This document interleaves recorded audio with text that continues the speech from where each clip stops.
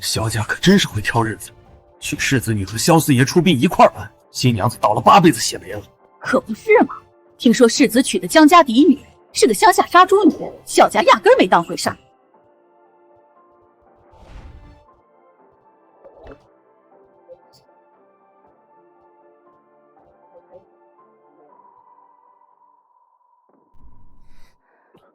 骗了。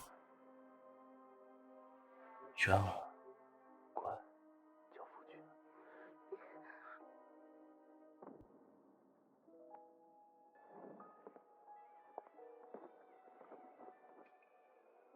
新娘子这么着急进洞房呀？来来来，我给你带路。新郎官就在里面，快进去吧。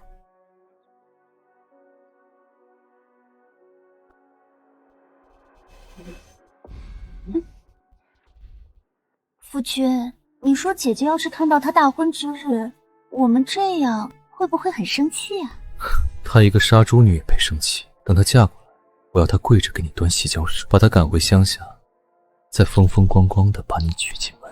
我是江令芷，江家嫡女，从小被扔在乡下自生自灭，还好隐居的师傅收我为徒，把我包办。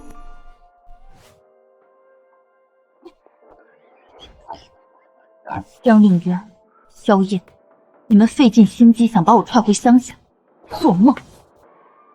这高门大宅里锦衣玉食、前呼后拥的日子，我江令之还就要定了。快水！不好了，萧燕的婚房走水了，快来灭火！救救我的女儿啊！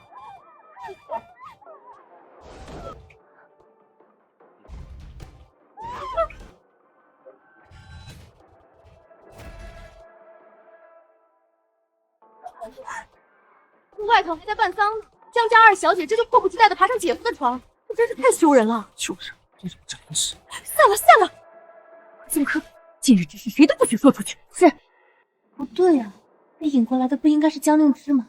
他来闹，萧燕正好顺水推舟收了我。现在这什么情况？荒唐，简直荒唐！萧燕，你的心腹呢？我怎么知道？不好了，江大小姐她在灵堂抱着四爷的牌位，说她是四爷的妻子。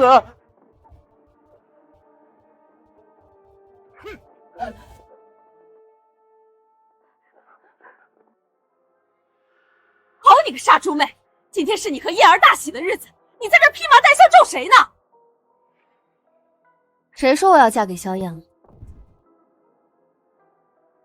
今日出门迎我的是萧将军的棺木，那我就是他的妻子。江令之莫不是被气疯了？对啊，竟然为了争一时之气，要换亲嫁给萧景逸。纵然他再好，也是个死人啊！你这个疯妇！嫁活人还得斗小三，嫁死人直接当宅主。萧景逸辈分高，以后萧燕见我还得恭恭敬敬喊声四婶，这波不亏。这丫头有点意思。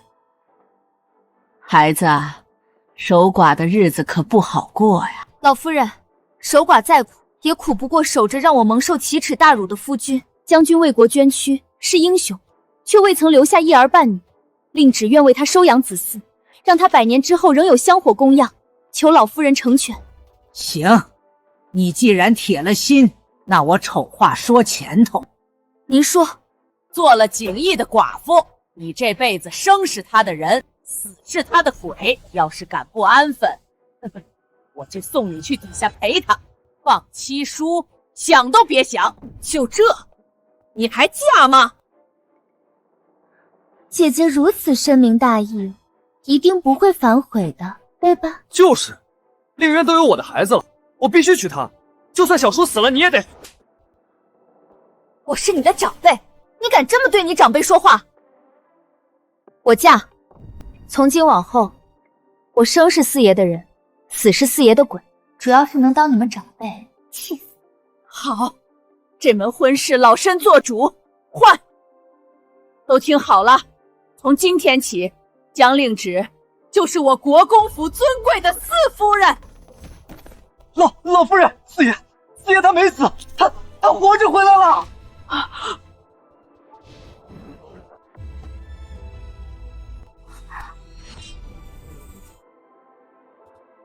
到底是怎么回事？快说！将军遭人劫杀，重伤坠崖。我们以为他殉国了才回来报丧，但他其实是落入了河中，被冲到药王谷。昏迷月余才被认出身份送了回来。快带我去看看！是。我嫁的可是牌位，怎的还带起死回生的？好孩子，你是旺夫的，你一嫁过来，景瑜就死而复生。来，跟我一起去。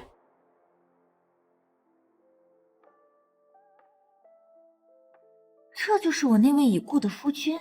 好家伙，便是这般昏迷不醒，眉眼间犹自带3分肃杀气，仿佛在说凡俗莫近。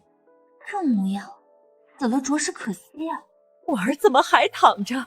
快起来走2步啊！药王谷已将他全身断骨接回，只是将军头部受创，淤血未清，这才昏迷不醒啊！穆神医，您可得救救他呀！药王谷能试的法子都试过了，没起色，这才送回来，也是指望着国公府门路广，能再寻名医给将军瞧瞧。得，药王谷都摇头，这相当于在阎王殿预定席位了。景逸他还有多少时日？若3个月内醒不过来，那就……意思是，我儿要是醒不来，就真的没了。令芷这丫头的确旺夫，若是能和景逸圆房怀个孩子，景逸说不定就能彻底醒过来了。令芷啊，我求求你！别，老夫人，您有话慢慢说。您这一跪，折寿我10年。令芷，你是景逸的妻子，能不能为他留个后？留后？跟一个昏迷不醒的人，这难度是不是有点大？我一个人他也完成不了啊，他倒是动一下呀。让我去跟一个昏迷不醒的人圆床，这操作是不是有点过了？令芷，你若是愿意，我明日便进宫去向皇上求旨，封你为一品诰命夫人。若你为景逸产下子嗣，无论男女，家中公产有你一份。若能一举得男，老身再从司库出20万两银子，商铺100间，良田1000亩，给你们母子傍身。20万两，还有田有铺子。我在乡下干各种脏活累活，连吃顿饱饭都是奢侈。圆房生个孩子，就有这泼天富贵，干了！好，我答应。跟活死人圆房，江令芷，我真不知羞耻。我一定会把这件事告诉江家。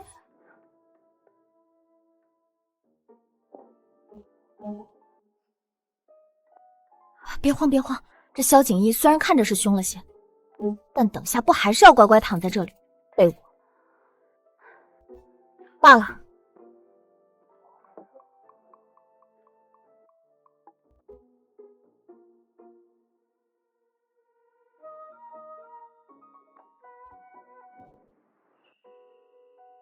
长得可真俊，可惜了是个睡美人。不过也好，你要是醒着，我这强人所难的戏码还真不好继续。我就当是拿你这睡美人换泼天富贵了，不亏。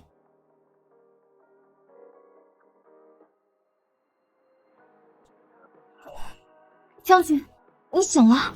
昏迷前我坠崖了，如今应该是伤得太重，才会浑身动弹不得。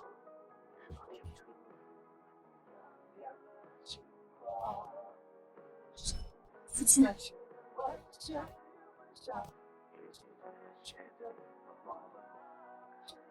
四夫人，热水已经备好了。四夫人，我成亲了？难道是母亲做主给我娶回来冲喜的？我堂堂镇北将军，怎会沦落到靠一个女人来救命？成亲累了一天，今天就算了，明天再和你圆房吧。啥？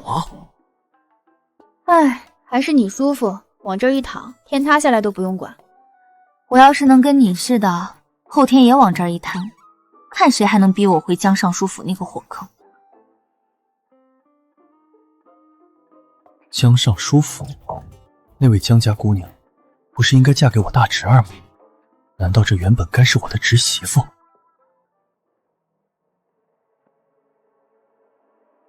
大嫂，您瞧我这记性，如今我都是4房的人了，我的嫁妆还赖在您大房里，多不合适。我这就让他们认祖归宗，搬回自个儿家去，省得给您添乱不是？什么？你要来搬嫁妆？嫁妆是江夫人给令渊准备的，不过是暂放这儿，跟你有1文钱的关系吗？哦，大嫂的意思是不给了？我就不给，你能怎样？来人，请四夫人出去。大嫂果真不管，我可不知道等下被我扭断手的人会是谁。你给他，快去拿！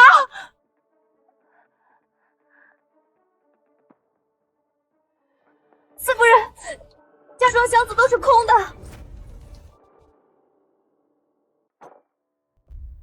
好你个臭玩意，我正愁没人给我练手呢，你敢私吞我娘给我的东西？行，明日回门，看我怎样连本带料拿回我的嫁妆。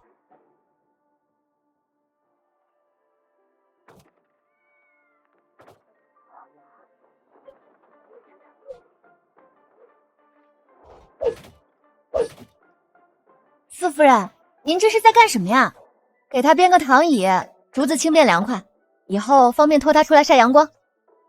您连这都会，这算什么？我在乡下时还会杀猪呢。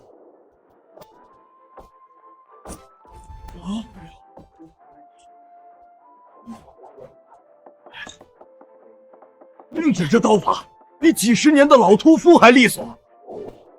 母亲为何要让我娶这杀猪的村姑？我堂堂镇北将军，就算娶也该是名门贵女，怎么摊上个杀猪的？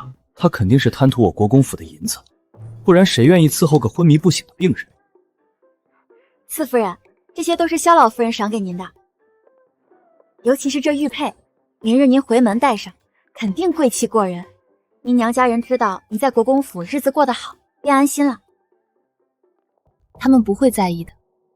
我娘当年为了生我，雪崩没撑过来，我爹痛失爱妻，一眼都没瞧我，就叫奶娘把我打包送乡下了。若不是萧老夫人执意要我，我怕是早就被忘在乡下了。怎会如此？他们也太过分了！我从乡下回尚书府，我亲爹看都不看我一眼，亲哥也是面都没露过。要不是想给我娘的牌位磕个头，我才不回去找不自在。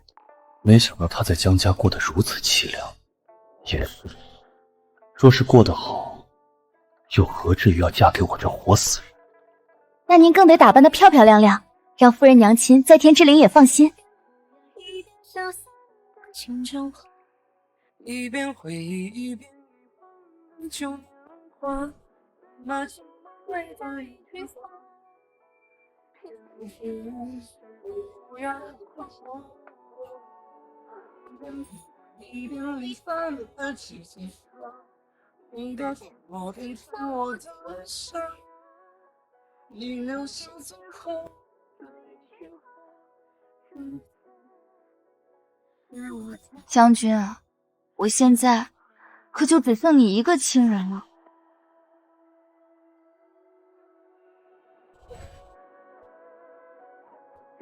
你争点气，赶紧醒呗。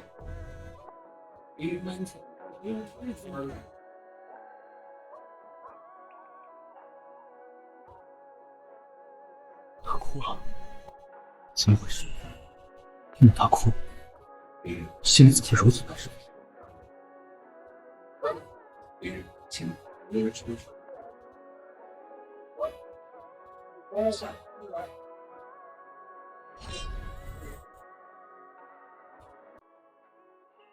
哭什么哭？我可不是娇滴滴的人，有的是力气和手段。当务之急是要给将军绵延子嗣。这就好了。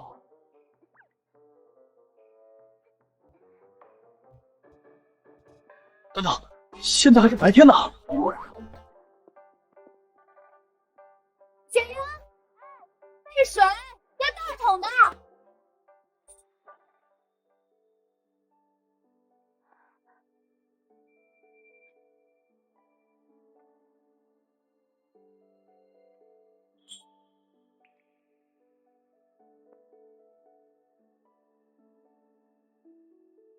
哟，将军这身板儿，平日里没少下功夫啊。这女人怎么如此大胆？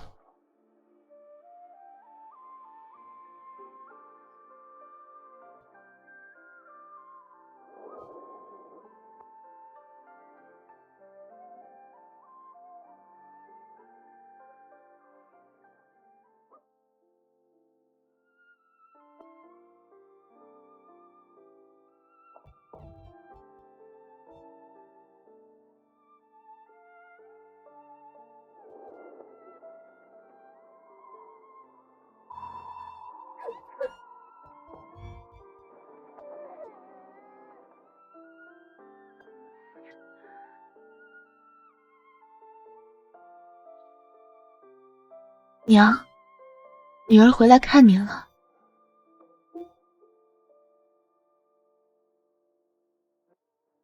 有人吗？四夫人回门省亲了。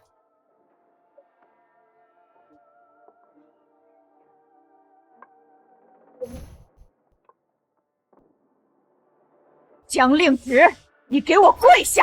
你可知罪？江令芷，你给我跪下！你可知罪？我何罪之有？令芷，你娘拼了命生下你，要是知道她拿命换来的女儿，为了攀高枝，不但灵堂换亲，还连昏迷不醒的活死人都主动爬上去，怕是要从棺材里气得再死一回。你这个不要脸的小贱人，跟青楼里的妓女有何区别？你们好一个倒打一耙！分明是江令渊在我的大喜之日，跟萧燕在我的婚房白日宣淫，我才被迫换亲给了四爷。不可能，我同令渊一同长大，他不是这样的人。对啊，令芷，就算萧燕再怎么胡来，好歹他也是萧家的长房嫡孙，以后是要袭爵的。令渊和你一同嫁给他，互相帮衬，不是很好吗？谁要跟他共侍一夫？令渊再怎么过分，也比你不知羞耻嫁给一个活死人要好。令芷，你今日回门准备了什么回门礼？该不会是两手空空回来的？你们一群有眼无珠的混账，配我给你们准备回门礼吗？居然敢这么说长辈和兄长！来人，给我把他按住，家法伺候！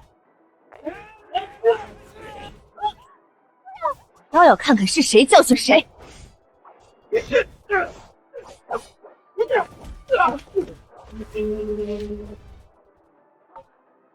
把我的嫁妆还给我！还想吓唬我们？一个没见识的乡下女，别以为拿把刀就能唬住我！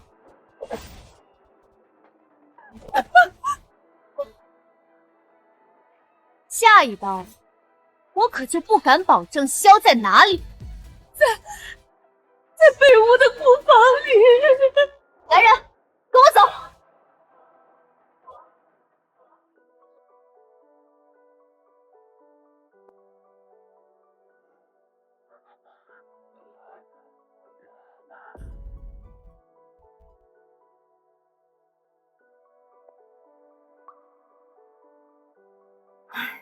我真是魔怔了，竟盼着将军醒了，能去给四夫人撑腰，也不知道四夫人怎么样了。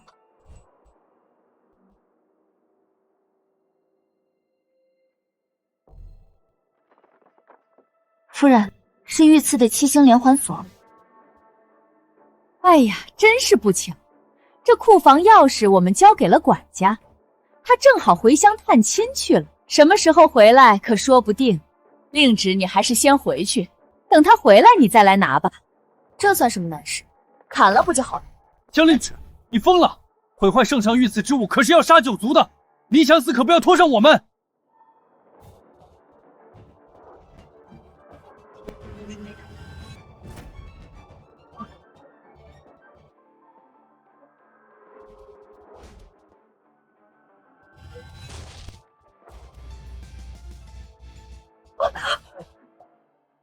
夫人当心！令芷小姐，您嫁去守活寡便罢了，如今竟拿砍刀劈祖宗库房，这传说……这里是尚书府，你打我！尚书府怎么了？像你这等长舌贱婢，打就打了，还要挑地方吗？姐姐，你换妻还要砸门墙，你一个鸠占鹊巢的人，还有脸论强？你敢打我的渊儿，我跟你拼了！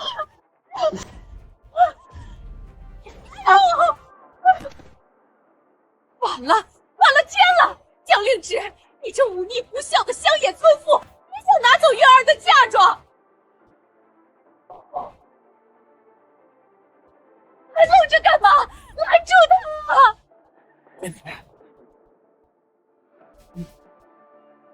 不想死就尽管拦着。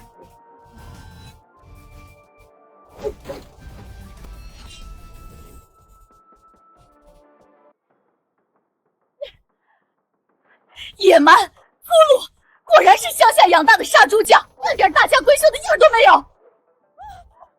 杀猪匠怎么了？我那杀猪匠师傅可还是前朝古控之臣，文韬武略无一不精。我能学到多少本事，你们还真不知道。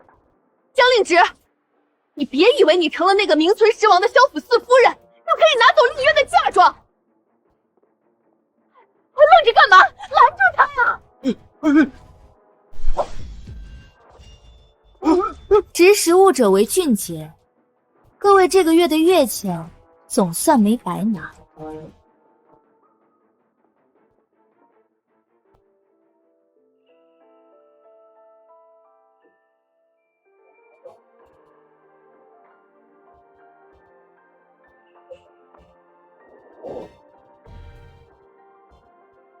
将军，您终于醒了。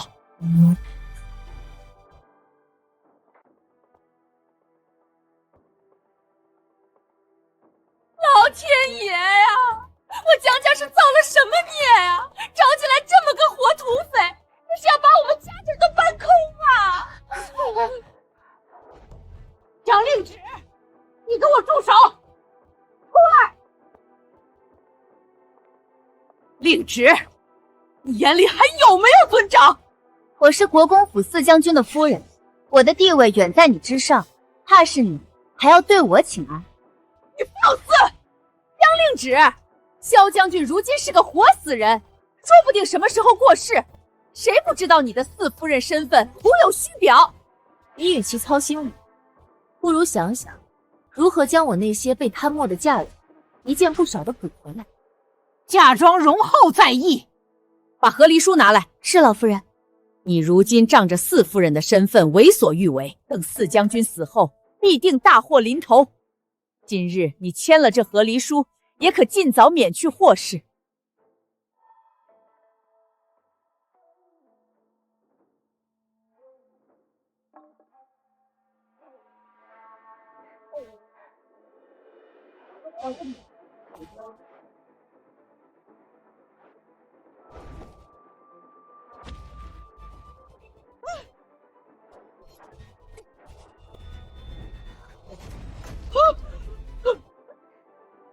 我是侯府四夫人，你们算什么东西？敢要挟我和离？月，快去请你父亲回来，就说家里要翻天了。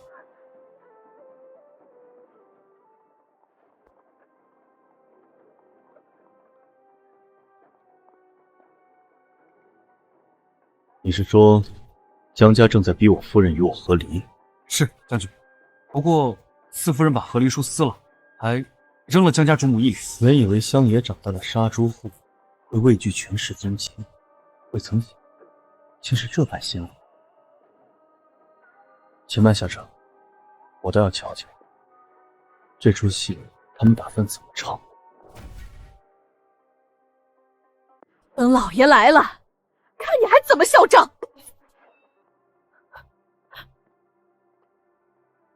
江夫人，你继续说。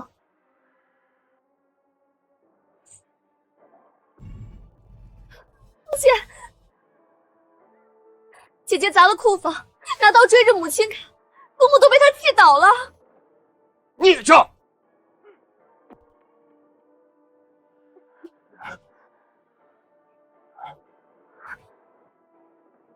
家门不幸，我江家施以传家，怎会生出你这等喊打喊杀的匪类？你娘为你而死，非但不知感恩，反来祸害全家，不孝的东西！不孝？你也配提我娘？反了！逆女，给我跪下！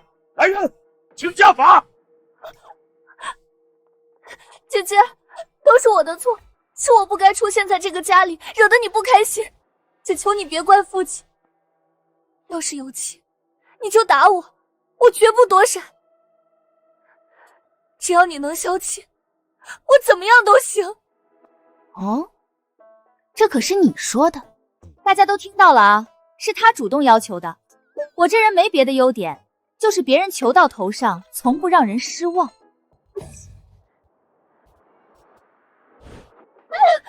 这一巴掌打你鸠占鹊巢，夺我父爱；这一巴掌打你颠倒黑白，毁我清誉；这一巴掌打你心肠歹毒，还想吞我娘留给我的嫁妆。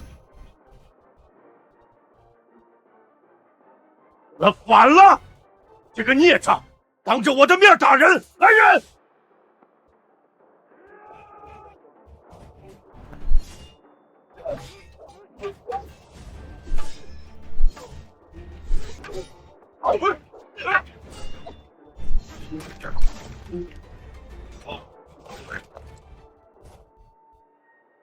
今日我亲手教训你！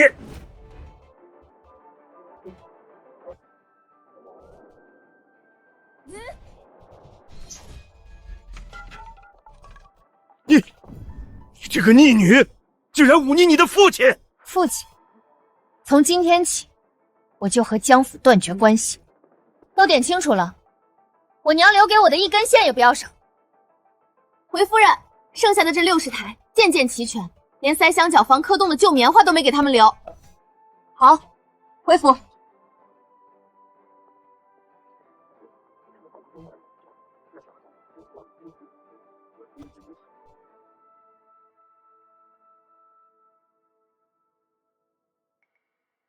江令旨，说到底，这国公府里真正做主的是长坟。你守着无法给你撑腰的夫君，这四夫人的名分不过是空中楼阁。赶紧走，不知孽障！你以为抱回这些死物就赢了？我倒要看看，你这无根之木、没有夫君可仰仗的人，在萧家能撑几日？姐姐这般守着萧将军，虽说辛苦了些，但这份情谊着实令人动容。若是姐姐真能换来一座贞节牌坊，倒也是美事一桩呢。你们再敢咒我夫君一句试试！他竟这般维护你，我夫君是为国征战的大英雄，他就算躺着，也比你们这些只说风凉话的人强多了。英雄，在他心里，我竟是这般模样。躺着，他未必还能站起来。江令旨，你以为你攀上了高枝，其实是竹篮打水一场空。你们一个个的，就这么怕我坐在萧家四夫人的位置上？我夫君是身负国运的英雄，自有天佑，阎王爷都不敢收的人，就一定能好起来。姐姐，我真是心疼你，药王谷的神医都已断言，你又何苦自己骗自己？江令渊，你再说一遍，谁敢再咒我夫君，我跟他拼命！冥顽不灵，放肆！何人敢在此非议我国公府四公子，陛下亲封的骁骑将军？我们不过是陈述事实，你一个萧府下人，在我尚书府门前喧哗，不合适吧？哦，不知诸位在陈述什么事实，不妨说与本将军听听。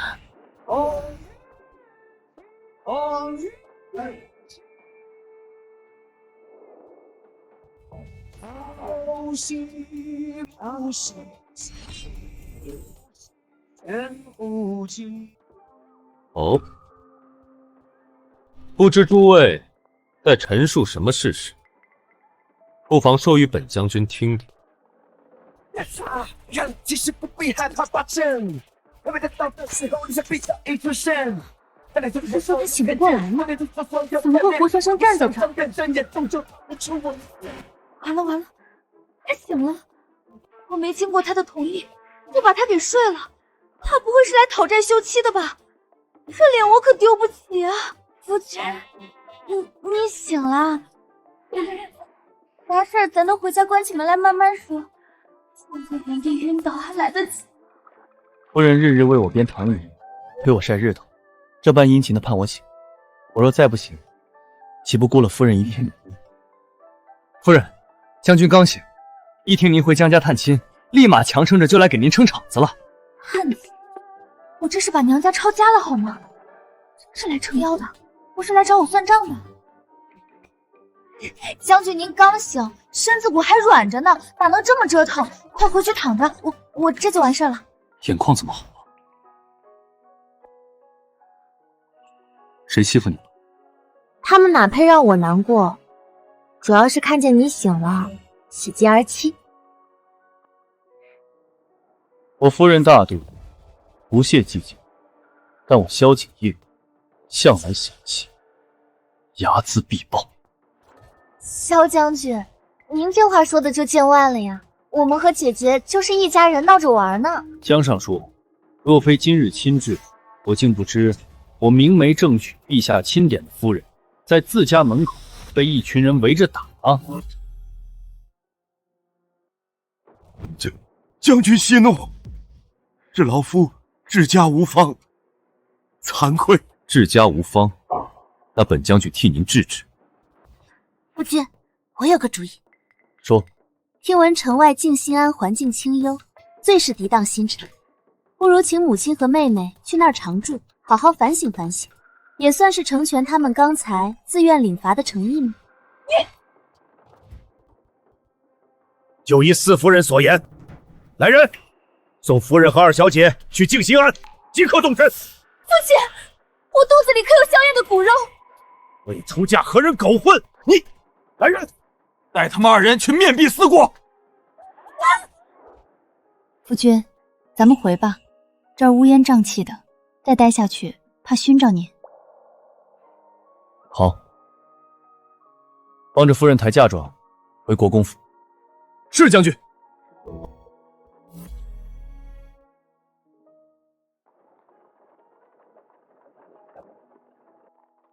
在我面前不必强撑，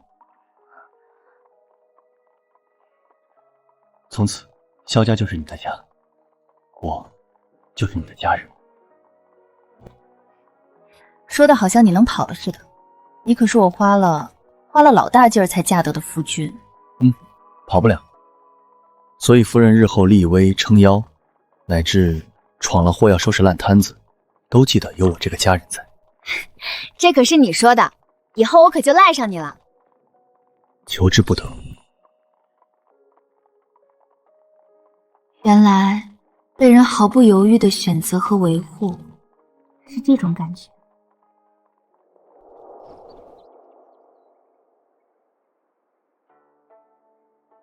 四夫人安好，我们渊姨娘说她那儿偶然寻得仙夫人的纸草香囊，想着物归原主，也好求个心安理得。好，我知道了。江令渊刚作为姨娘嫁入府，这就开始作了。夫人，怕是鸿门宴。怕什么？正好闲得慌，就去看看他葫芦里卖的是什么药。江令旨，你将我和母亲赶出尚书府，害我怀了双生子，也只能做妾。今日我定要你连本带利还回来。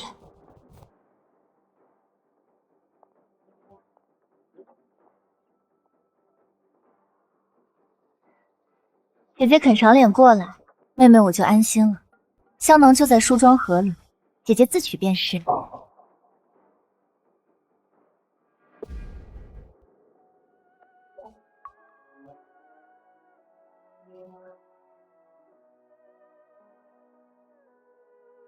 谢了，姐姐，你慢走。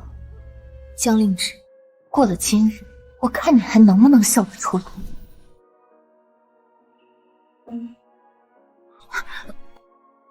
怎么了？眼眶怎么又红红的？是哪个不长眼的又惹着我的夫人了？没谁，廊下的风太大，迷眼了。不好了，不好了！这姨娘突然腹痛难忍，怕是动了胎气，快来人啊！我的肚子好痛，双生子，我的双生子是不是保不住了？祖母，母亲救我！凌渊别怕，母亲在。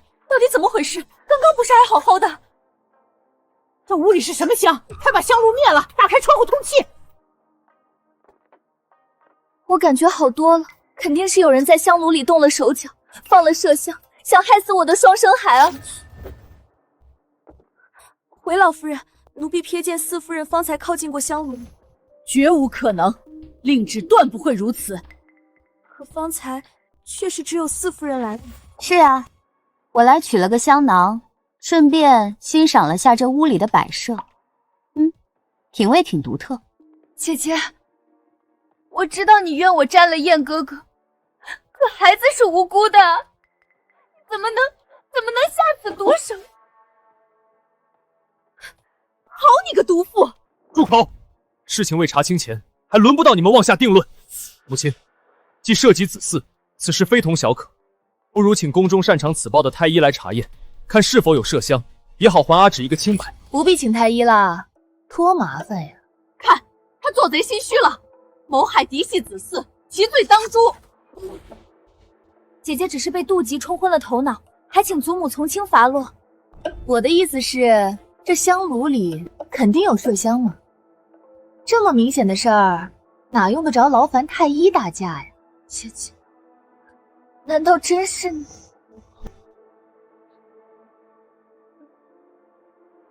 春柳呀，你眼神可真好。那你瞧仔细了，我当时是用左手还是右手碰的香炉呀？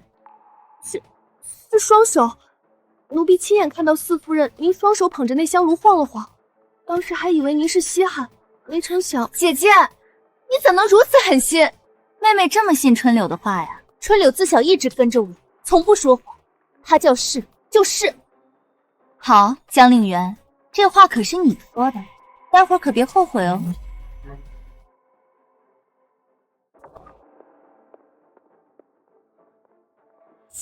江令旨，你就是嫉妒我娶令渊，居然狠心害他肚里的双生子，毒妇！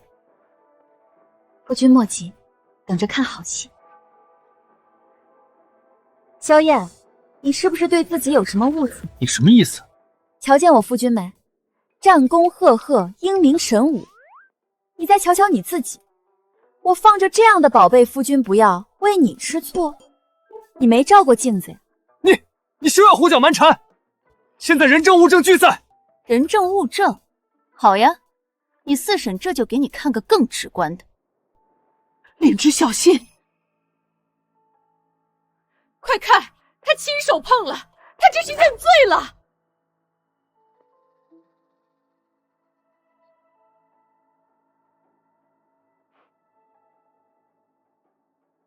瞧见没？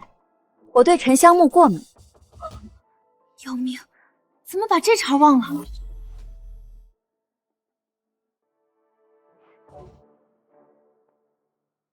瞧见没？我对沉香木过敏。要是我真去开盖放药，再盖上，折腾这么一大通，这手早变成红猪蹄了。怎么把这茬忘了？那你怎么一口咬定里面有麝香？江令渊自己说的呀，现在还都不提前做功课，蠢的我都同情。上不了台面的东西，竟敢拿自己的骨肉当筹码，做这等龌龊勾当！诸位是觉得我卧病太久，提不动刀了，才敢这般欺辱我的夫人？四叔，误会，这绝对是天大的误会。行了，令旨是苦主，又是令渊名正言顺的四婶，这事儿交给他处置最妥当。谢母亲做主。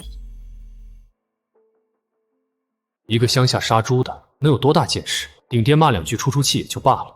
是他，定是这贱婢受人指使放了麝香。又见四夫人进来，就顺水推舟栽赃。姐姐，我是被他蒙骗了。没有啊，姨娘，是您闭嘴！被主求荣的东西还敢攀咬！是凌渊御下不严，轻信了贱婢，才闹出这般误会，惊扰了大家。好一招汽车保帅，精彩！要不是我恰好对沉香木过敏，这口黑锅还不得背得死死的。就算不过敏，本姑娘也有的是法子让自己过敏。跟我玩这套？不是的，不是这样的。江令渊，你心术不正，陷害长辈，搅得家宅不宁，按家规该逐出府。不可，万万不可！令瑶还怀着我的骨肉啊！四婶求您高抬贵手。哦，那依你看，该如何处置？也罢，看在孩子的份上，死罪可免，活罪难逃。即日起禁足院里，无令不得出，每日抄心经100遍，好好静静脑子，等生完孩子再行发落。令渊，令渊你怎么了？快叫溥仪！我乏了，老大媳妇儿，扶我回去。可是母亲，这令旨丫头有分寸。江令旨，你把令渊吓晕了，我孩儿若有事，我跟你没完！晕了，小问题。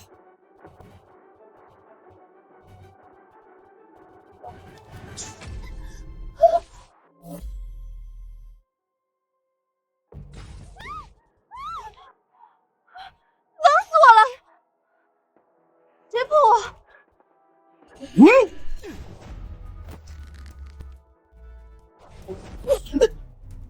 萧燕，放肆！给我跪下！你个杀猪女，凭什么让我跪？就凭我是陛下亲封的一品诰命，更是你如假包错的四婶婶，你顶撞长辈还想动手，萧家规矩喂狗了？该死的杀猪女，在国公府也敢这么狠！目无尊长，言行无状，看来不请家法你是学不乖了。你想干嘛？来人，把萧燕给我拖去祠堂，结结实实打20板子，再罚跪3天祠堂，静思己过。没有我的允许，一滴水1粒米都不准送。江令旨，你敢！我母亲绝不答应。你母亲啊？可老夫人刚才说了，这儿归我管，难道大房要抗命不成？拖走，拖走，别耽误渊姨娘养胎。江令旨，你个毒妇！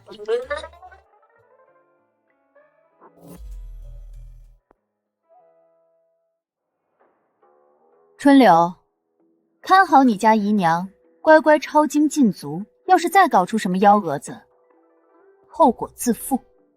是，奴婢一定看好姨娘。痒吗？回去让穆神医看看手。没事儿，我去库房找点药膏就。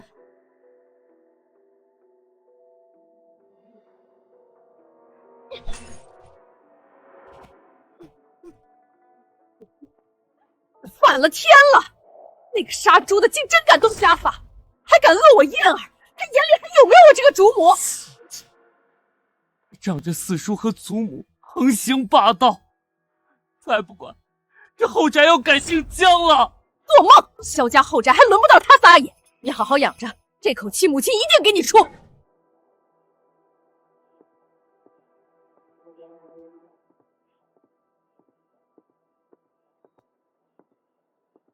四弟妹好大的威风，才得了老夫人几分疼爱，就迫不及待摆起诰命夫人的谱了。燕儿再不对也是萧家嫡长孙，轮得着你动家法？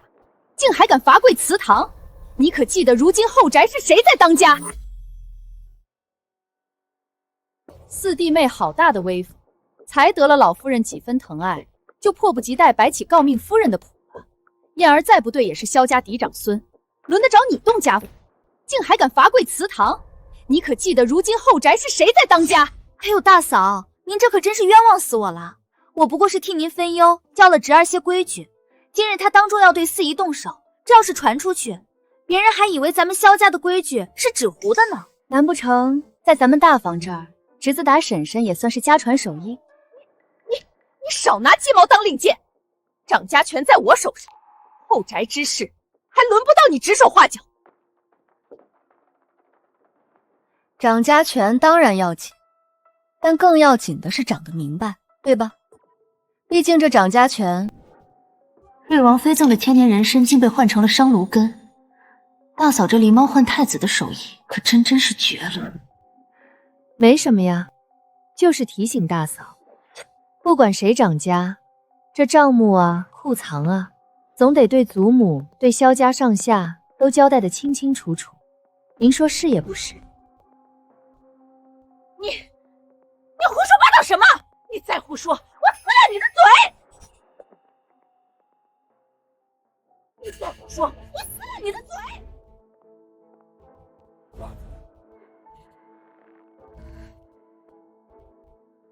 母亲，您定要为儿媳做主啊！四弟妹如今眼里哪还有长幼尊卑？她责罚燕儿也就罢了，方才更是对我百般讥讽，嘲笑我管家无能。我掌家这些年没有功劳也有苦劳，岂容一个心气这般践踏？那你想如何？儿媳只是觉得四弟妹行事太过张狂跋扈，理应加以约束，免得日后坏了萧家规矩，惹人笑话。约束？他处置萧燕是我亲口语，至于管家之事，若你当真做得滴水不漏，又何惧旁人几句闲言？不如先回去好好自省，看看是否曾给人留下过什么画笔。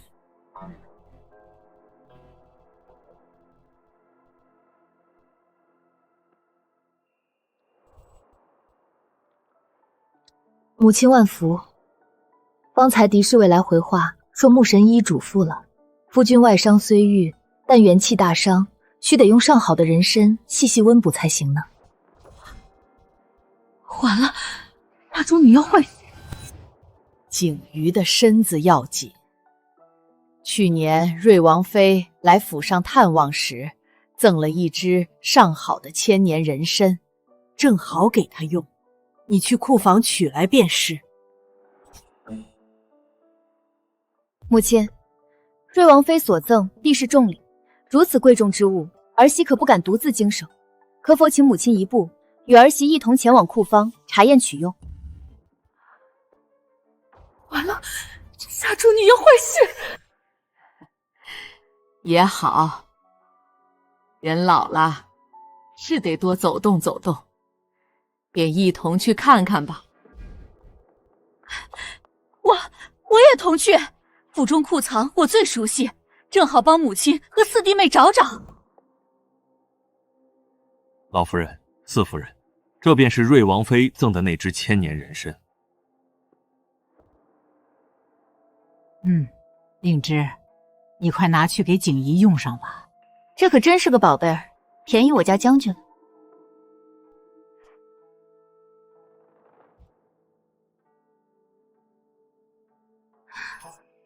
我就知道这个土包子看不出什么，幸好老夫人也未发现。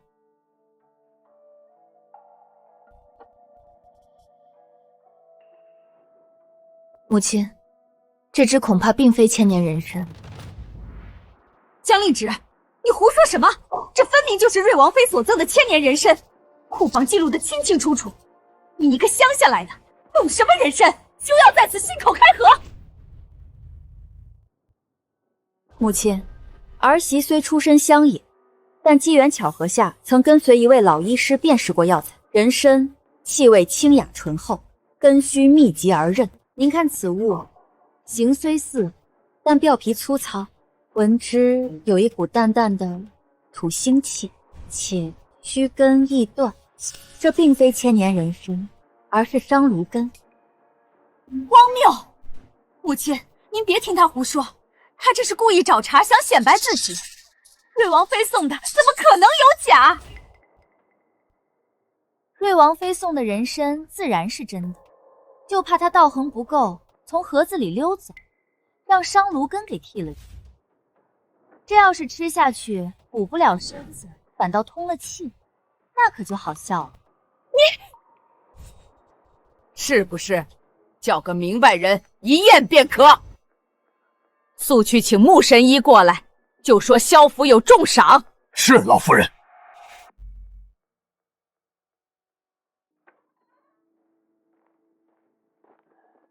老夫人急召老朽，所谓何事？劳烦神医给瞧瞧这宝贝疙瘩，可是那千年参王？回老夫人，此物绝非人参，乃是商鲁根，形似而质异，药性相悖，且微带毒性，万不可入药。若我夫君误服，会如何？此物与将军现在服用的活血之药相冲，若一同煎服，只怕华佗在世也难救。大嫂，您见多识广，明明知道是伤鲁根，还说是人参，您这是想要我夫君再躺回去吗？岂有此理！库房种地，竟出这等偷梁换木的勾当！陆氏，你作何解释？母亲明鉴，儿媳实在不知啊，定是底下人捣鬼，或是入库时便弄错了。许是瑞王妃那边。大嫂这话说的可就更有趣了。瑞王妃何等尊贵，送礼还能送错了？退一万步，就算送错了，这验收画押入库登记的人，难道是个睁眼瞎？依我看呐，这库房里怕是耗子有点多，还不止偷吃了这一处呢。你休要落井下石，血口喷人！母亲，此事非同小可，关乎全府上下安危体，必要彻查到底，水落石出才。好，此事便交于你处置。是。即刻封锁库房，所有账册物品一律封死，无我命令，不得擅动。所有相关管事全都给我请到旁边厢房候着，我要挨个亲自审。这丫头虽在乡野长大，行事可如祖母风范。母亲，经查库房与账册多处不符，除人参被换外，另有江南云锦3批被换作猎头，却仍按云锦报账。采购的上等黄芪、当归，实则多是被换次品，这些是相关票据。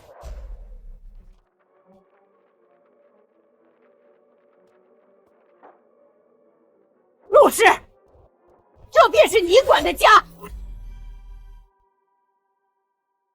母亲明鉴，儿媳实在是被底下人蒙蔽，这是一时失察呀。祖母，母亲管家这些年没有功劳也有苦劳，定是奸猾小人作祟，求祖母再给母亲一次机会。失察，一次两次便罢了，次次如此，这是贪墨，是助空萧家。陆氏，你教我如何再放心将中费交于你。母亲息怒，保重身子要紧。既然大嫂需暂避封侯，这管家之权，不若请您重新执掌，以正家风。江令旨，你说的轻巧，祖母年事已高，你竟还想让他老人家劳心劳力，到底是何居心？你四婶也是为府中着想，母亲，您的确不宜再过度操劳。既然令旨已是四乡主母，此番查账亦显其细心能干，不如就让他暂代掌家，您从旁指点，也好历练一番。母亲，您意下如何？让他掌家？一个乡下出身的，懂什么管家？他懂各府人情往来，懂调度仆役、核验账目。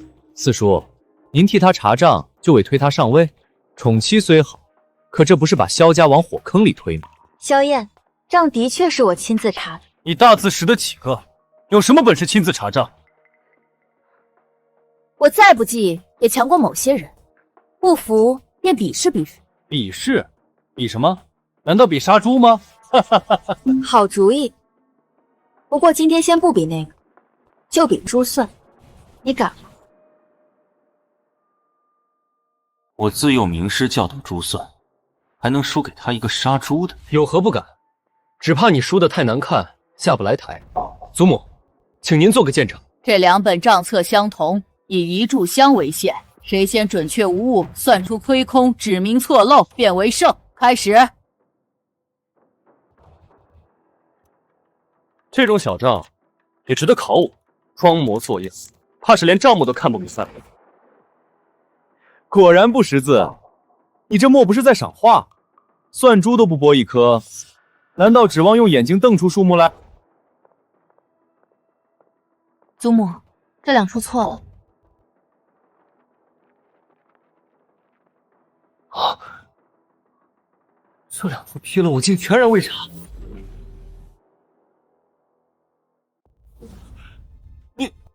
你是如何算出来的？谁规定算账一定要把算盘拨得震天响才算快？又是谁说的？乡下丫头就一定不识字，不会算账？我们乡下人也是要收租算账的好吗？陆氏，这还只是你前年的账本，往后的我们慢慢细算。师傅，您当年像唐僧念经一样逼我学这些时，我可真没想到，第一份功德竟是用来超度一个纨绔子弟的嚣张气焰。多谢您老人家了。算账快又如何？不过是投机取巧。掌家之人须得文武双全，方能服众。胡闹！萧燕，掌家与武士何干？休要无理取闹！文武兼备，方能震慑下人，应付外物。她一介女子，手无缚鸡之力，日后如何代表萧家与其他府邸往来？若遇急情，又如何护得住家业？江令旨，有本事与我再比一场武士。若你武士能胜，我便心服口服。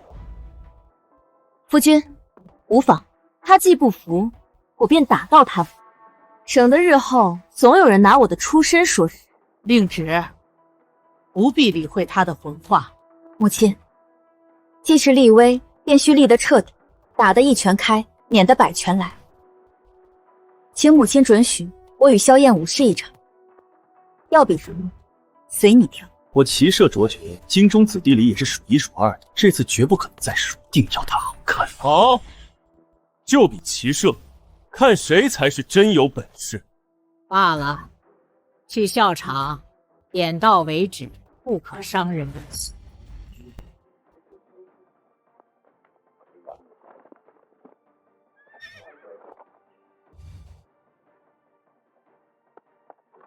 江令旨，现在认输还来得及，省得一会儿坠马难堪，哭鼻子可就不好看了。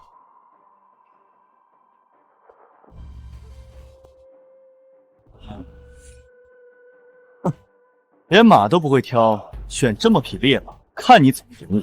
今日我定要好好出这口恶气。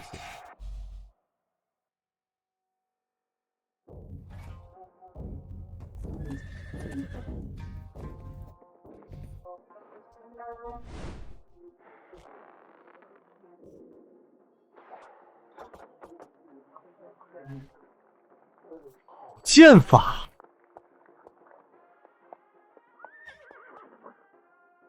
夫人今天肯定是输了。哎呀，还是不要比了，再比下去，四夫人就要丢人现眼了。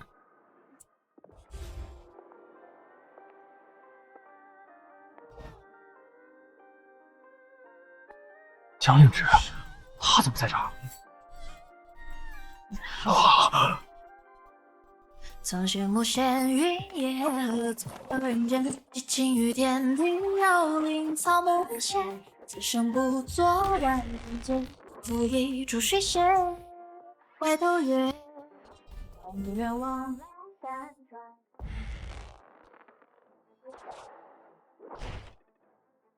居然蒙住了，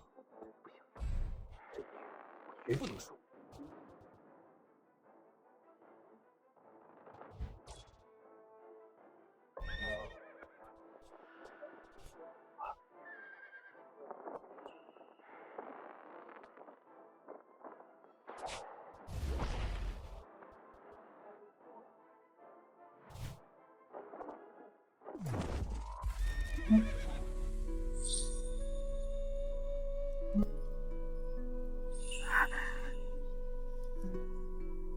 有没有受伤？无妨。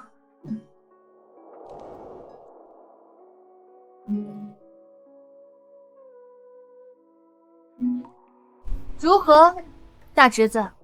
现在可心服口服了？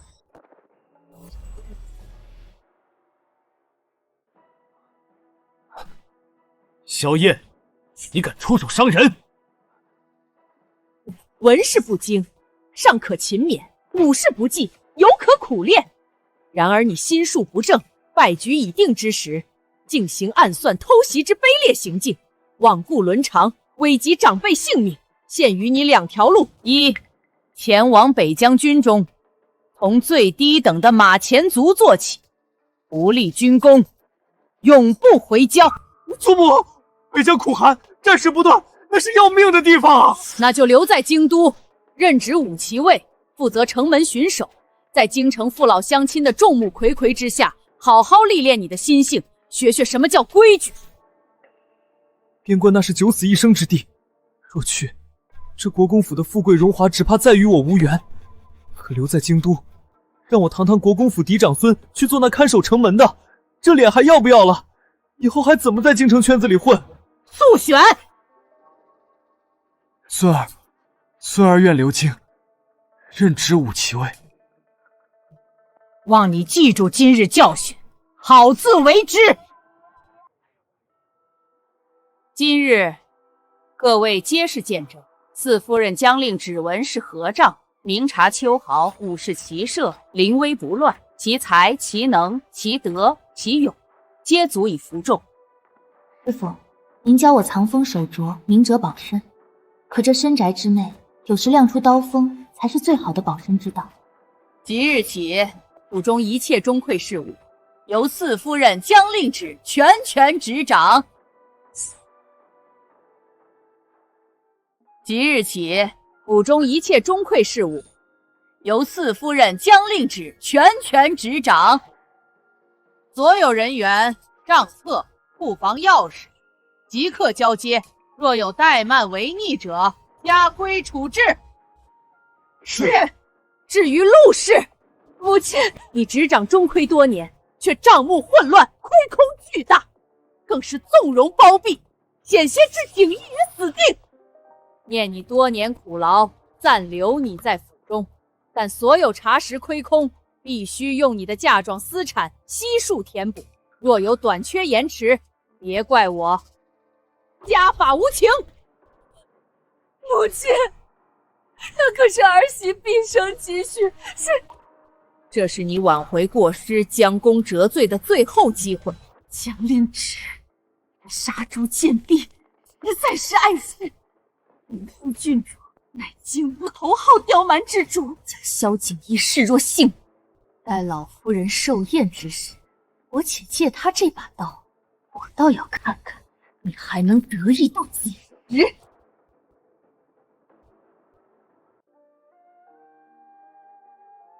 没想到萧燕竟然能做出这种事，还好你没出事。放心，就算你不来，我也有办法平安无事。殿下，是不是牵扯到了伤口？不碍事。坠马也非儿戏，你可知我当时心都快跳出来了。好啦，真的没事儿。我师父教过我独门绝学，我可是得了真传的，一般人对付不了我。你这位师父当真深藏不露。师父，他们都说您从前是神武门的大将军，可真威风。当大将军之前，老夫也做过几年文官。丫头，这世道文武之道犹如车这两轮，缺一不可。跟着我好好学，将来总能多条路走，不至于任人欺凌。小芷，看仔细了，战场搏杀与抛除、扑除、解牛其理相通，皆在顺势循系。这招破军，中宫直进，一击必中。他就是个前朝退休的老头，不爱张扬罢了。看我自己在乡下无依无靠，就随便丢了点保命的本事给我。你家人？我母亲一生下我就离世了，我父亲不待见我，把我送到乡下。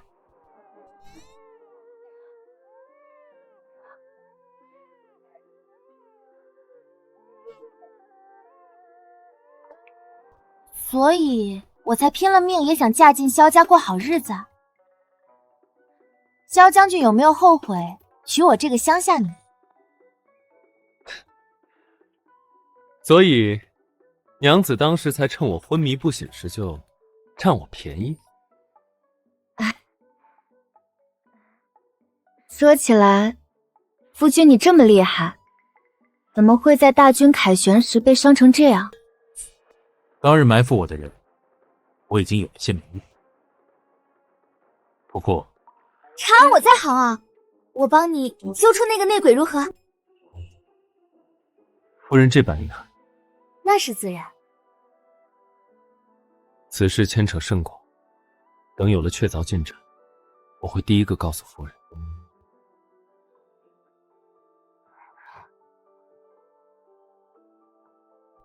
奇怪，我这是怎么了？老夫人的寿宴马上就开始了，我先过去了。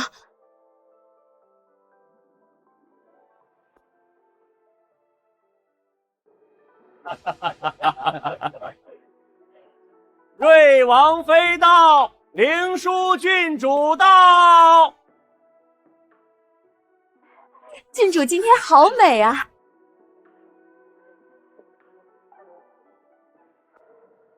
就是这个乡下丫头抢走了我的锦衣哥哥，我对她痴心一念，她却娶了这么个玩意儿。这位就是四夫人吧？久仰久仰，果然是与众不同，气质很特别呢。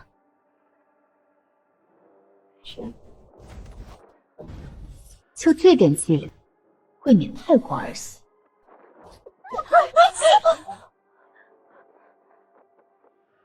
江令芷，你好大的胆子！你敢推本郡主？郡主明鉴，要怪也得怪这地太滑，又或是您这身华服太过耀眼，被晃得站不稳了。您说是不是？郡主殿下息怒，快请入席吧，宴席就要开始了。令芷，到这边来。她不过是一个乡下泥腿子，又胆大包天的灵堂换妻，整个国公府不是应该鄙夷她吗？他们一定是看在锦衣哥哥的面子上。锦衣哥哥不可能喜欢此等女人，一定是被逼的。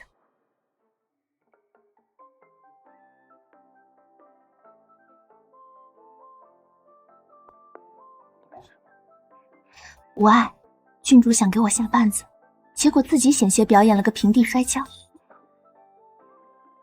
你哥哥从未用这种眼神看过我，一定是被这个妖女给迷惑了。不行，要让锦衣哥哥看清楚他粗鄙不堪的真面目。咦，这虾如此之大，莫非是来自边陲水泽的稀奇玩意儿？四夫人来自乡野，见识广博，想必认得此物，知道怎么吃吧？郡主，此乃太湖白灼大虾，乃是宴席上的常客。看来郡主平日深居简出，对此等家常美味倒是疏远。令芷，既是你熟悉的，就由你来教教郡主怎么吃，也尽一尽我们萧家的礼数。去取洗手的水和毛巾来。此物鲜美，食之亦有讲究，需配以姜醋汁，方能去腥提鲜。虾线藏污，食前需提除；虾头尖锐，亦需小心。若不懂其法，胡乱剥食，不仅容易扎手，汁水四溅，更易失了风度。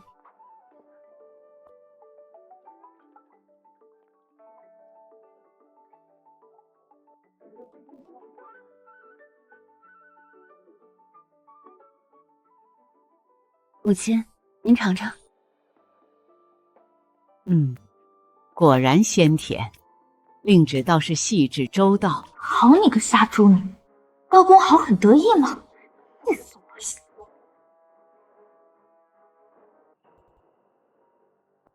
锦衣哥哥，你帮我剥。杀猪女，你输了。锦衣哥哥心里只有我就知道，锦衣哥哥对他好肯定是假的，他喜欢的人一定是我。我就知道锦衣哥哥对我最好了。锦衣哥哥，我从小便喜欢你，因为你的噩耗，我痛不欲生，甚至去暗中为你祈福了1个月。可不是嘛，京中谁不知道郡主打小就对四弟你一往情深呐？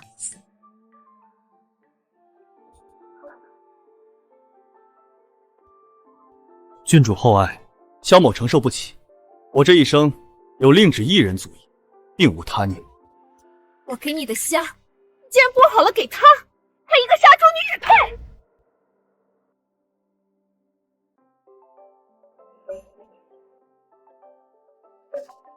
郡主殿下别激动，人一急就容易说胡话。不过呢，锦衣是我正牌夫君，他给我剥虾，这叫夫妻情趣，合理合法，还带甜味儿。夫人所言极是，这虾为夫剥得甚为欢喜。我怎么觉得这虾剥的竟比批君报还要成就感？郡主若是羡慕，不如请王妃赶紧帮您物色一位专属剥虾师，到时候别说剥虾，剥核桃都有人伺候，何必眼巴巴瞅着我们这盘呢？你竟敢羞辱本郡主！娘，我娘绝不会放过这个杀猪女的。罢了，萧景逸再好也是个短命相，断了念想正好。不过今日确实理亏，得给萧家一个台阶下。舒儿，还不住嘴，脸还没丢够吗？舒儿年纪小不懂事，这镯子是西域进贡的冰种翡翠，冬暖夏凉，最是养人，就当是给四夫人压惊了。母亲非但不帮我，还反去讨好那杀猪女，莫非是中了什么邪术？四夫人，得饶人处且饶人，今日之事就此作罢可好？母亲，您真是糊涂了，那是我几笔里是求而不得的冰种翡翠啊，怎就便宜了这杀猪女？杀猪女，你若识相就赶紧退下来。王妃娘娘客气了，郡主天真烂漫，我怎会与她计较呢？这镯子我就却之不恭了。郡主以后若是想吃虾，随时来府上，我让厨娘好好教您怎么剥。夫君，你伤势初愈，穆神医嘱咐需饮食清淡，固本培元，方有益于日后为我们萧家开枝散叶呀。这百合安神，山药健脾，多用些，身子好了才能陪着我呢。不知羞，这种话也敢当众说？我夫人转述医嘱，有何不妥？难道郡主比神医还懂调理之道？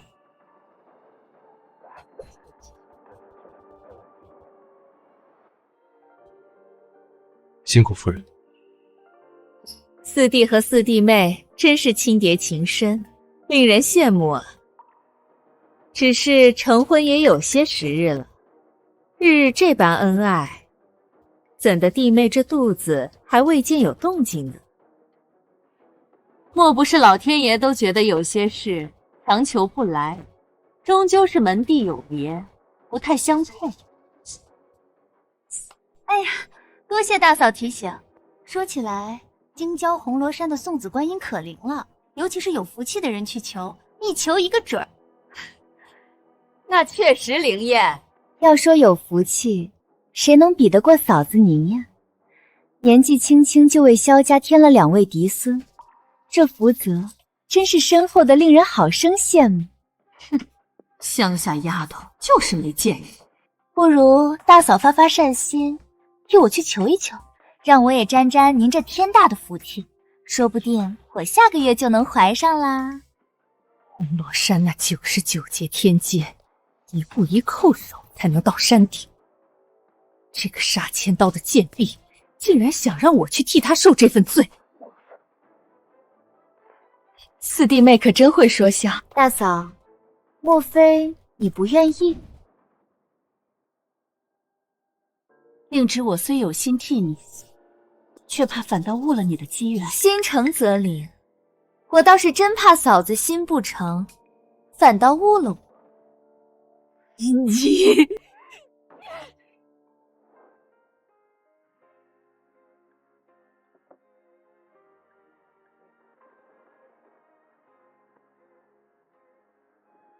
阿芷，你对我好，是不是就有个孩子在萧家安身立命？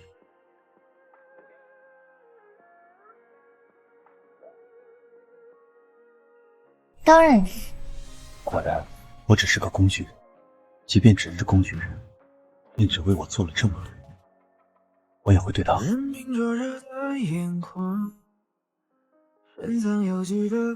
一方面啦，最要紧的是，你得跟我一生一世一双人，总不能让萧家香火断在你这儿。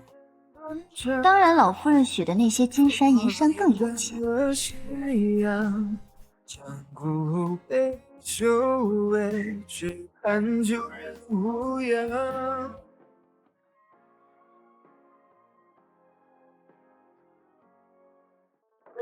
锦衣哥哥，我来萧府看你了，快看我给你带的什么好东西！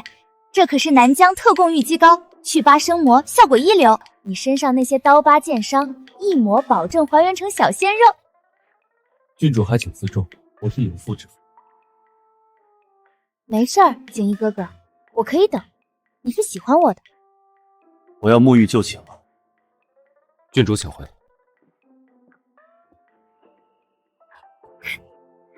锦衣哥哥，我就知道你舍不得我。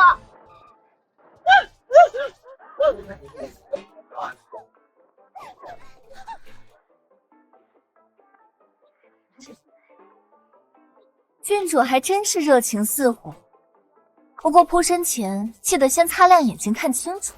就听说嫁错人的，可没听说过扑错夫君的。郡主，需要再纠缠，就算我没有娶令女，也不会喜欢你。我好心送温暖，你居然公开处刑我！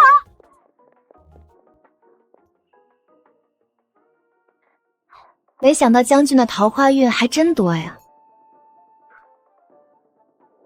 夫人，莫要等去我。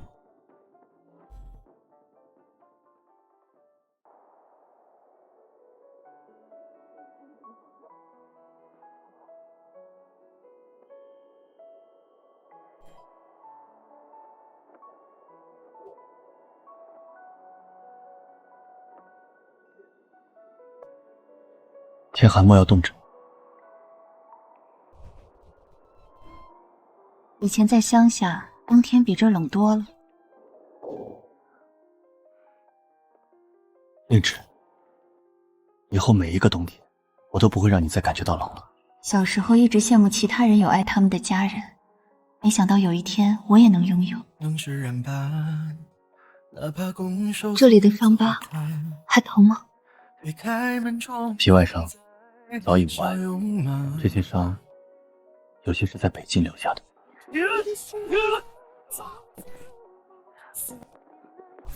都过去。以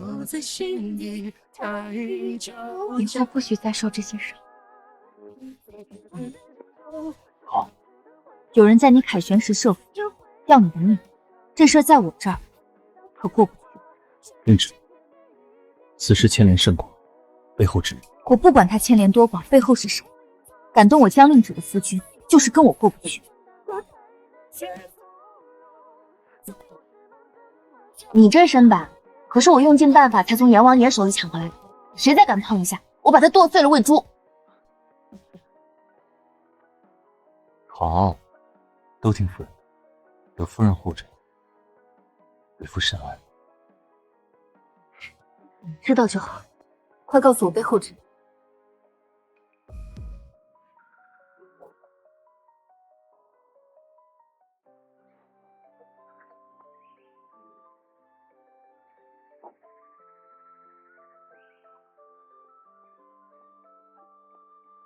杀猪女，别以为有锦衣哥哥护着，你就真成了凤凰。这萧府的水深着呢，小心淹死。郡主真是关心我，连我会不会游泳都惦记。不过这萧府的水再深，也深不过郡主的心思吧？你牙尖嘴利，本郡主今日就教教你什么是尊卑规矩。来人，给我掌嘴！且慢，我这人皮糙肉厚，怕硌着诸位的手。倒是郡主您想清楚，这一巴掌下去，打的可不只是我的脸，更是萧家和瑞王府的交情。郡主息怒，姐姐，郡主金枝玉叶，你让着些也是应当的。硬来不妥，不如……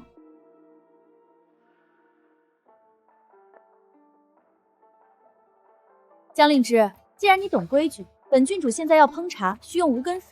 听闻乡野之人最识天时，就劳烦你接满这壶无根水吧。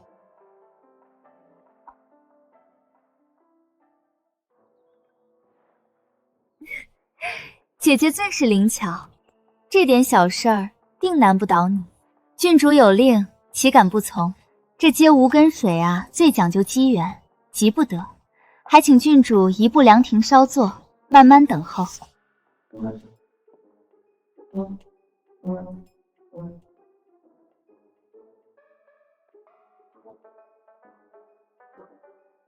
你竟敢坐着等？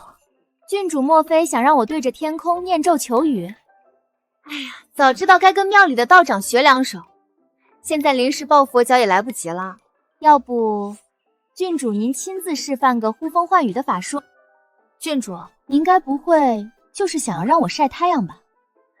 想要我罚站直说嘛，何必麻烦老天爷呢？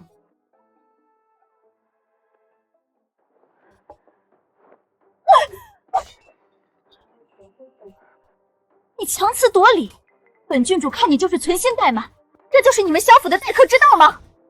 郡主，这壶此刻在哭呢，他等了半天没等到无根水，反倒等来了一场粉身碎骨。老身方才听见有人在质疑我萧府的待客之道。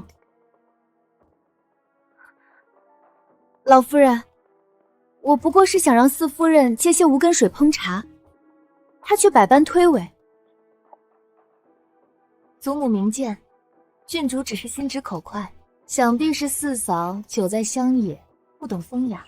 是呢，我们乡野之人最是实在，不像有些人大晴天非要接雨水，接不到就砸壶泄愤，这风雅我确实学不来。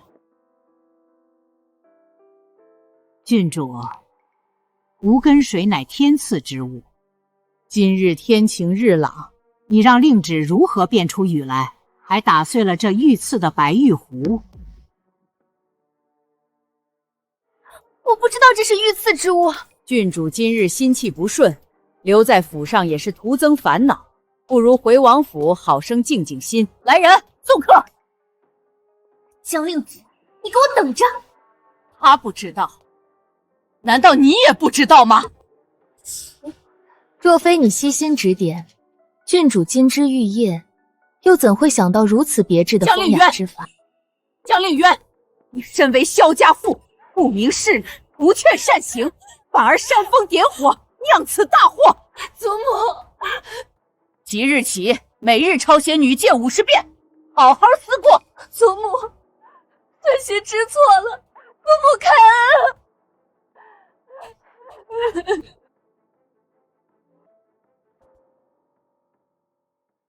瑞王府这烧尾宴，帖子特意邀你同去，郡主怕是没安好心。他搭好了戏台，我不去，这戏岂不是白排了？正好瞧瞧他又学了什么新把式。夫人已有妙计，左不过是想让我出丑或受伤。听说瑞王府后院新来了只刚生崽的獒犬，凶得很。他若用这招，我便顺水推舟。不行。怎么？莫非夫君你舍不得？对，我舍不得你受伤，出生不长眼，太危险了，我必须在你身边。夫君放心，我不会让自己有事的。雪鹰也会接应，你呀，就安心在席上吃好喝好，等着看我给你演一出好戏。好，若有万一摔碎它，马上会有人出来护你，你的安全最重要。夫君，你就安心去查你的事儿。既然你受伤之事查出与瑞王府有关，看谁才是瓮中之鳖。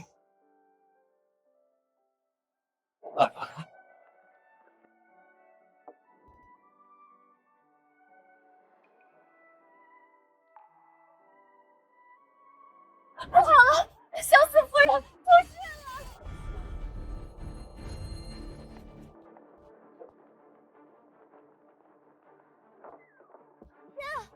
夫人，是不是被恶犬害了？死了！这个杀猪女终于死了！你这醒醒，夫人。将军，我们的孩子没了，那可是我求着大嫂陪同去红罗山一步一叩首求来的孩子，没了。四夫人节哀，被刚生完狗崽的母狗咬伤，能捡回一命已是万幸。咬伤用不了多久也会毒发身亡，你还是好好休养吧。不，郡主误会了，那狗根本没咬到我。是我为了躲避扑咬，脚下不稳，重重摔在地上，这才惊动了台青，流掉了孩子。将军，我对不住你。今日之事，你若不给萧某一个交代，我萧景义便是血溅金銮殿，也要告御状讨个公道。老身也要听听是什么天大的理由，要害我萧家子嗣。我中计了。委屈夫人演了这一出。兵不厌诈嘛，这一下他总该消停了。将军、夫人，郡主已行刑完毕，听说腿都打瘸了，瑞王府还罚了他半年禁足。雪英，去把那几只小狗仔送回给那只母獒犬好生养着。是。对了，老夫人为您请了穆神医来。我无碍，你打赏了他便是。罢了，你让他进来，正好给我家将军瞧瞧。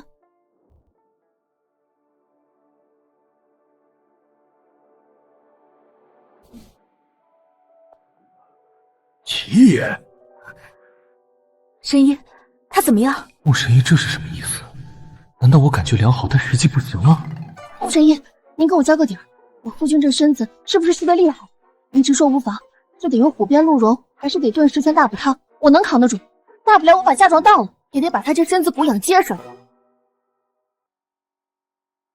将军的旧疾竟去了8九，体内余毒也被一股生机化去，如今脉象平稳，再调养些时日，必能恢复如初。太好了，谢谢穆神医。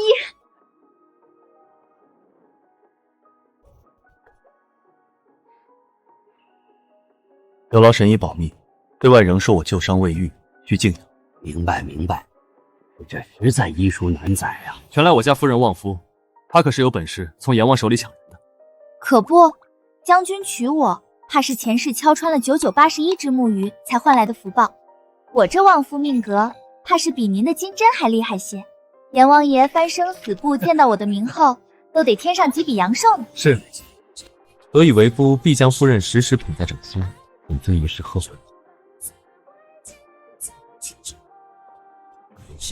如此一来，我便可放心不惧了。瑞王以为我病弱不堪，正是我们反击的良机。今日在瑞王府杂物间的暗格中所获，这火蜥印是北境军中专用的，还有这残存的饗银2字，大哥当年是否曾掌管北境粮饷调度？莫非我当年北境御府并非意外，而是他们贪墨军饷东窗事发，欲杀我灭口？大哥，难道他也参与其中？太过巧合，将军，此事必须彻查到底。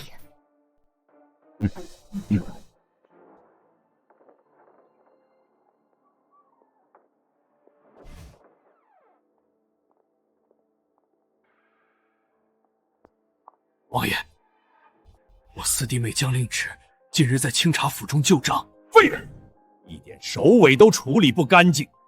当初若不是你办事不力，留下把柄，我们又何必在萧景义凯旋时设局截杀他？这样的人，萧景义命大，那样都没死成。不过没关系，一次不成，还有第2次。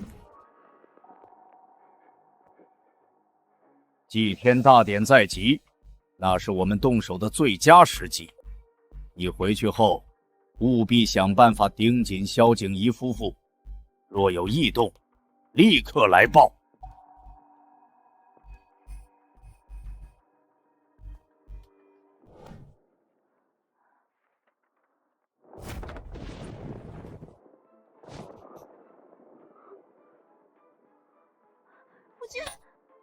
夫君，你怎么了？出什么事了？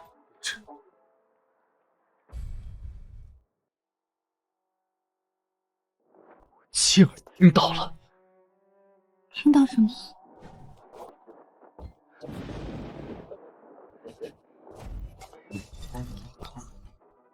是我大哥与瑞王合谋贪墨了军饷，他为了钱权，竟联合外人要置我于死地。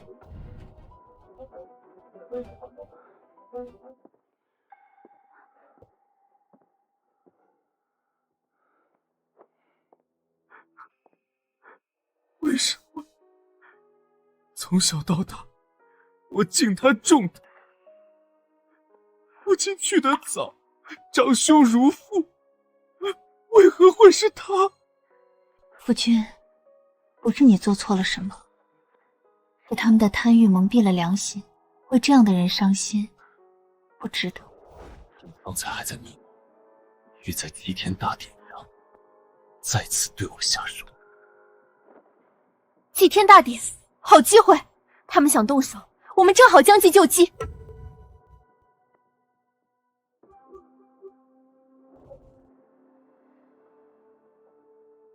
瑞王竟敢贪墨，死难将士的抚恤金都敢克扣，简直罪无可赦！好大的胆子！陛下息怒，这证据烫手。瑞王殿下这回可真是贪得无厌。不过陛下，咱们要是现在掀桌，岂不是白白浪费了一出好戏？臣妇这儿有法子，既能保全皇家颜面，又能让瑞王殿下自己挖坑自己跳。上前来。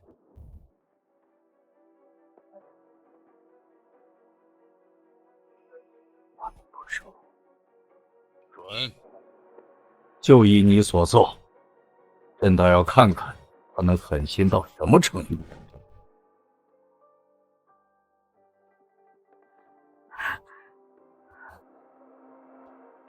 不好了，夫人，将军被陛下关进诏狱了。陛下定是请他去诏狱喝茶了。别急，你家将军皮实着呢，说不定正跟狱卒切磋棋艺呢。雪英，咱们也去凑个热闹。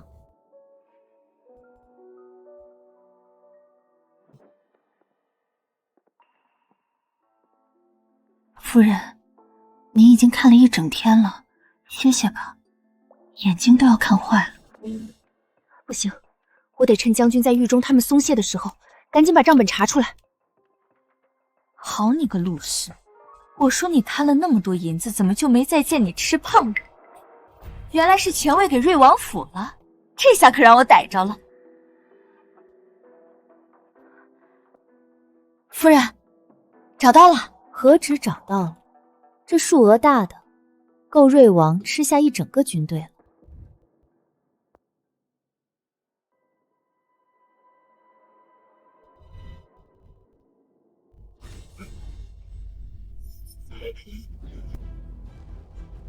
瑞王竟敢谋反！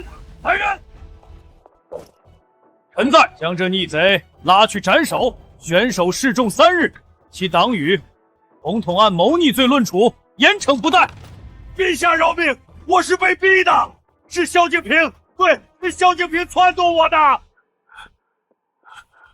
萧敬平，你勾结亲王，贪墨军饷，构陷亲弟，这帮凶当的可真称耻。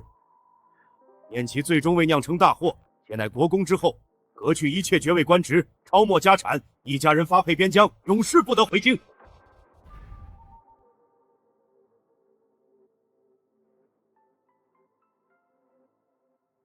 萧爱卿忠勇无双，忍辱负重，晋封为超一品镇国公。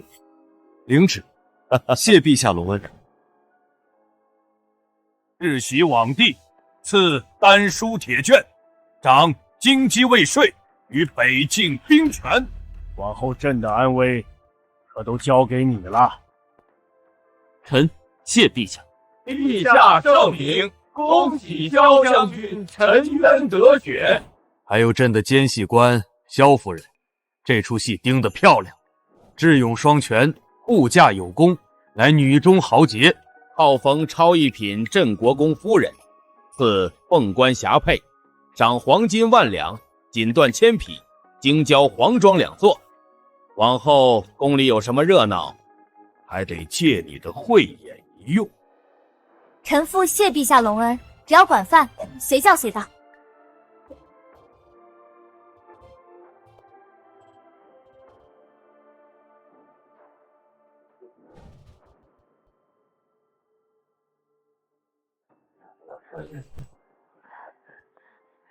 四爷，四夫人真是天造地设的第一对，羡煞旁人了。四夫人，您真是有福之人，望夫一子啊！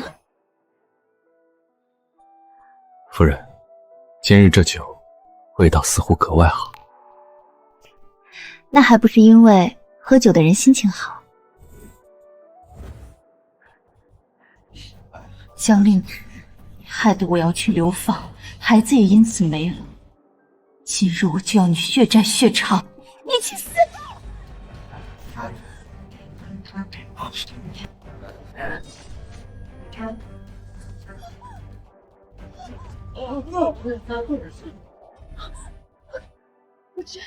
夫君，你怎么样？你别吓我，我们才刚刚开始，还有好多日子要过。我爱你，我真的不能没有你。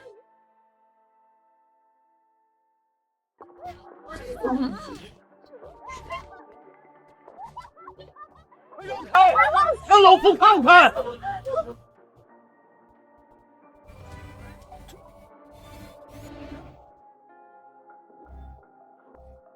将军，您这怀里揣的是什么？夫人的情话真好听，为夫还想多听几句，要不我再晕一会儿。萧景逸，你吓死我了，竟敢骗我！我没骗人，我排了半个时辰队才买到的玫瑰酥，本想饭后给夫人一个惊喜，就这么被他毁了。我是真心疼晕过去的。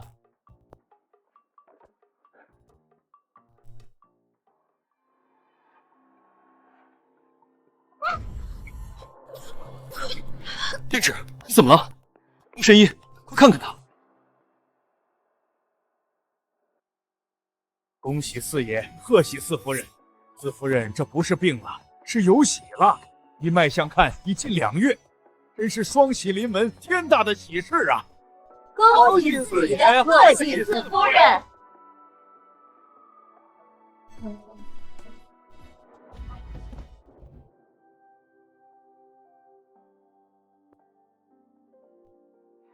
以后不许再这样吓我了，万一那匕首再偏几分。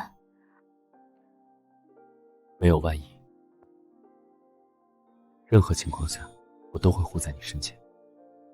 只是可惜了那盒玫瑰酥，排了可久的队。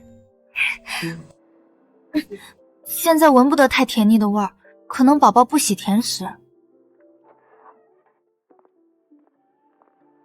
我们的孩子定会像你一样聪明勇敢。那我希望也能像我一样幸福。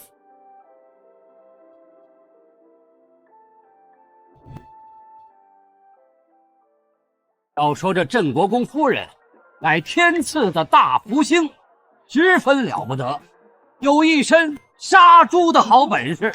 哎，您别笑，这杀猪啊，讲究的是快、准、狠。正是这般历练，才养出了夫人临危不乱、洞察先机的慧眼和胆魄。自她嫁入国公府，那是望醒夫君，识破阴谋，保护圣驾，铲除奸逆。最近更是用一盒玫瑰酥救了大将军一命。夫人，如今你杀猪妹的名号可是京城最旺夫的象征了，就连那说书先生都知道。哪怕我是给夫人买点心，都能救自己。那夫君可要好好珍惜我这颗福星才是。下次买点心，记得买2盒，1盒防身，1盒吃。好，一切都听夫人的。